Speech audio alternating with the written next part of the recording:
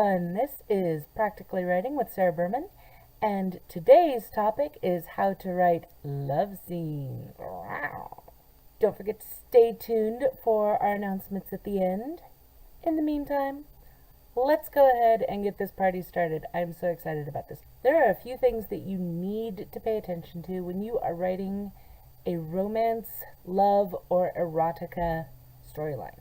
And whether that is the main plot line or a subplot, they all apply. So we're going to talk about the big things to look at.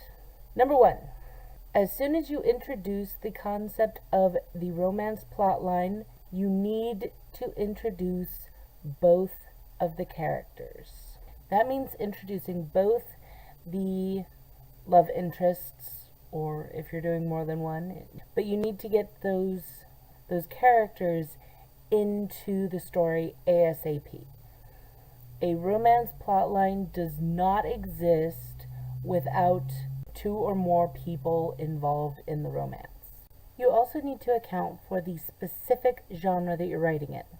There is a huge difference between sweet and clean romance and erotic romance. There is also a huge difference between having a romance novel with romance being the main plot versus a urban fantasy thriller with a romance subplot. It changes how much emphasis you're putting on the love scenes, how much emphasis you're putting on the romance, and how graphic you're going to get with that. If you're doing something with a romance subplot, you probably want to tone it down about 2 notches. If you're doing a more erotic type of book, then you can crank up the graphic details. If you're doing anything sweet and clean, then everything is fade to black. I mean, we're talking not much more than kissing, if you even go that far.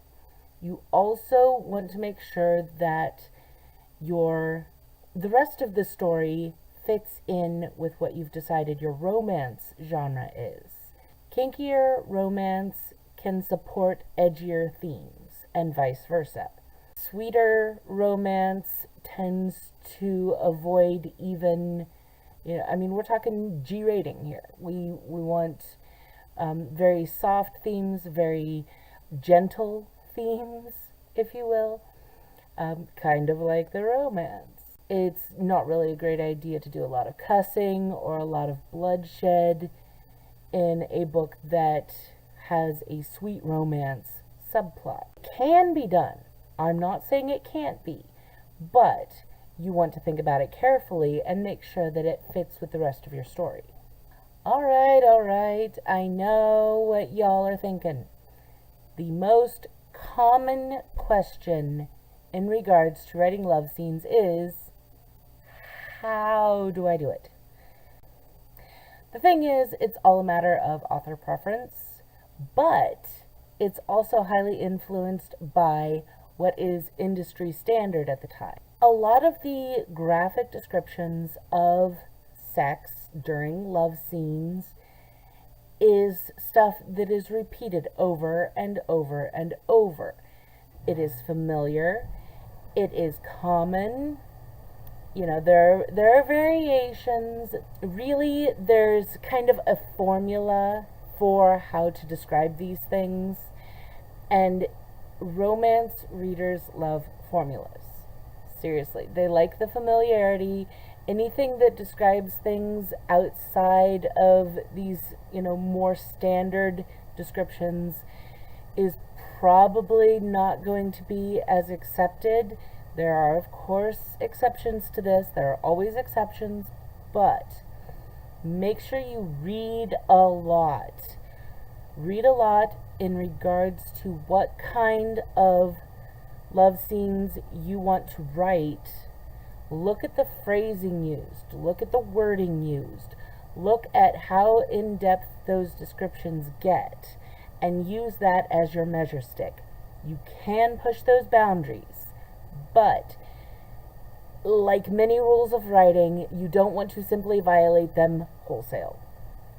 Another common question is exactly how much detail should you go into? Well, that's entirely up to you. I'm all for pushing the envelope. And at the same time, I like my stuff a little classy. So I like to call my writing style for erotica kinky classy.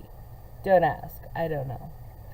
It really depends on what you want from your story. Do you want it to be dirty? Make it dirty. Do you want it to be kinky? Make it kinky. That is entirely up to you. What you are going to want to do is to take that into consideration when you're marketing your book. Don't try to sell kinky dirty to Christian groups. I'm just saying. It doesn't fly. Most of y'all know that I'm into the y'alls today. Most of y'all know I'm channeling my southern self. Most of y'all know that I am really big into making sure that there is a lot of different representation in books. So I really recommend looking at, how interracial books are put together. Look at the idea of doing romance plots with people with differently abled, however you want to phrase it, abilities. I did an entire short story. I did an entire story on people with mental health problems. These are things that need to be represented in our writing. So, go with whatever you're comfortable with, whatever you're familiar with, but make sure that you push the envelope just a little bit. That is what makes you stand out as an author, no matter what you're writing. And quite frankly, there is enough, two perfectly fit, seriously, how perfectly fit can they be? Two perfectly fit white people, heterosexual relationship, instant chemistry, they're mountain climbing, and they're, tightrope walking, and I can't do that, can you? I fall down walking across the floor. I have no balance. I can't tightrope walk. Allowing people to see themselves represented in a wide variety of ways is fabulous, and I strongly encourage that you look for ways that you can push that particular envelope. So, do it! And on that note, let's talk about kink. Make sure you know what you're writing about when you write about kink. Seriously. Do I need to bring up 50 Shades of holy crap? Now, to break it down, the thing that people had the biggest problem with 50 Shades of Grey is that it was billed as BDSM when it is very much not. That is not how it works. If you're going to write about BDSM, learn about the concepts behind BDSM. Not just, people who like to be tied up, but also, if when you get into this community, you learn about non-sexual things like consent and contracts and the concept of aftercare, where if you're doming someone, you actually give a crap as if they're okay afterwards. That is a huge thing. If you're not going to do that, it's borderline abusive. You need to learn about the community that you're writing about, and not just BDSM. If you're writing LGBTQ+, learn about the community. If you're fortunate enough to have the insight of being a part of that community, go with it. Straight white woman, I write about everyone. But I also make a really strong effort to learn about those communities, to learn about the people, not just the stereotypes, not just the assumptions, but the actual people, getting to know actual people, learning about their actual issues, learning about their actual lives, learning how they function as people first and members of this community second. And then you start to get the insights that you need to write them accurately. And we like accurate. It's refreshing. And, the people who don't know any better aren't going to know any better either way. But the people who do know better are going to love you for it. So do it. Research. Love your research. So the long and the short of it is you need to know what other people are doing in the industry, and you need to research what you're writing about. I guess there's nothing left to say about this except keep it hot and consent is sexy. Just saying. Couple of announcements. I have a book release coming up. This is Counterclockwise, which is an anthology, time travel. Ooh. It features my story, A Time and a Place, which is a part of the Magus Chronicles world. Also, a very dear friend of mine, C.L. Cannon, has a book coming out called Bloodlines.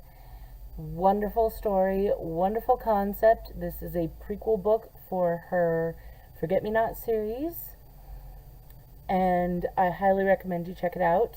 That is coming out the 31st, and Counterclockwise is coming out the 7th of August. Yeah.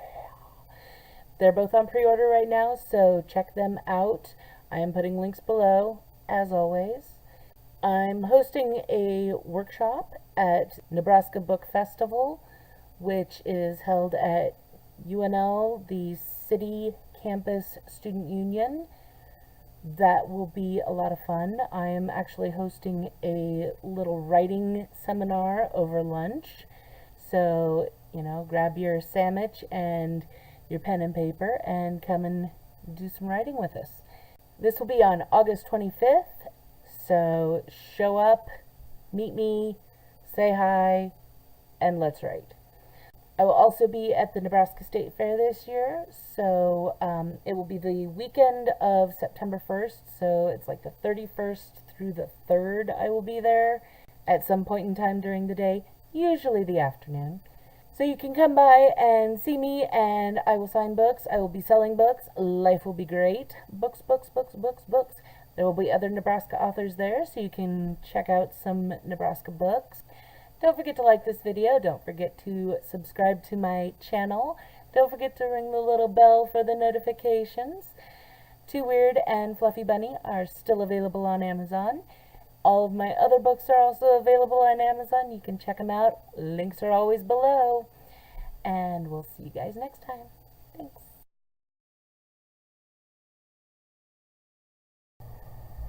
Too long, didn't read. Wait, it's a video, just watch it. Love your librarian. That's another kind of kink, by the way.